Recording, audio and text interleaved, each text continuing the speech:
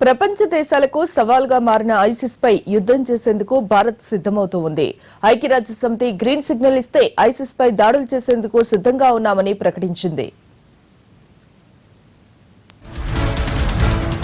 Islamic state ఉగ్రవాదులపై పోరాడేందుకు ఒక్కో దేశం ముందుకు కదులుతున్నాయి.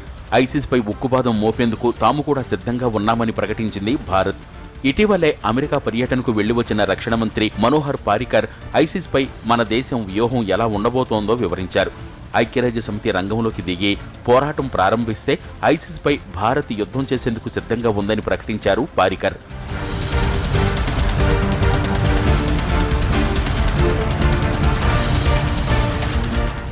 విజయ్ దివస్ సందర్భంగా ఇండియా గేట్ వద్ద జరిగిన కార్యక్రమంలో పాల్గొన్న పారికర్ ఐసిస్తో సహా ఎలాంటి ఉగ్రవాద సంస్థలకు భారత్లో చోటు ఉండదని స్పష్టం చేశారు. ఐక్యరాజ్య సమితి తీర్మానం చేస్తే సమితి జెండా కింద పనిచేసేందుకు భారత్ ఎప్పటికీ సిద్ధంగానే ఉంటుందని ప్రకటించారు.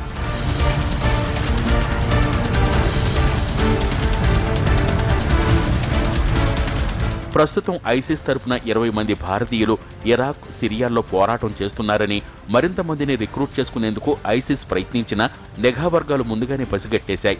శ్రీనగర్లో ఐసిస్ జెండాలు ఎగిరినప్పటి నుంచి భారత్ అప్రమత్తంగానే వ్యవహరిస్తూ వస్తోంది.